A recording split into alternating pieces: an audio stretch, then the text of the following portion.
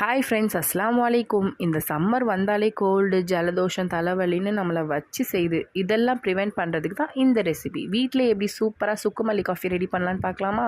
வாங்க வீடியோக்குள்ளே போகலாம். அதுக்கு ஃபர்ஸ்ட் ஒரு கடாய் வச்சு கொஞ்சம் சுக்கை நல்லா ரோஸ்ட் பண்ணி எடுத்துக்கலாம். ட்ரை ரோஸ்ட் தான் பண்ண எல்லாத்தையும். இப்போ ஒரு 150 கிராம்ஸ் அளவுக்கு மல்லியை நல்லா வறுத்துருக்கேன். இப்போ 4 ஸ்பூன் அளவுக்கு மிளகு, 3 ஏலக்காய் போட்டு நல்லா வறுத்து எடுத்துக்கலாம். இதெல்லாம் ஆறினோன்னே ஒரு மிக்சர் ஜாரில் போட்டு 1 ஸ்பூன் அளவுக்கு மஞ்சத்தூளும் சேர்த்து நல்ல ஃபைன் பவுடராக பொடிச்சிக்கணும். கை வச்சு பாருங்கள், பொடிச்சிட்டு இந்த மாதிரி இருக்கணும்.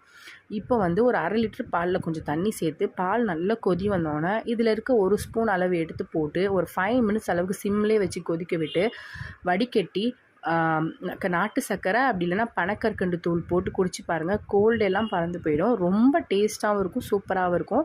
உங்கள் ஃப்ரெண்ட்ஸ் அண்ட் ஃபேமிலிக்கு தேவைப்படுறவங்களுக்கு இதை சென்ட் பண்ணிக்கோங்க. For more easy recipes follow me on Aisha vlog. Thanks for வாட்சிங்.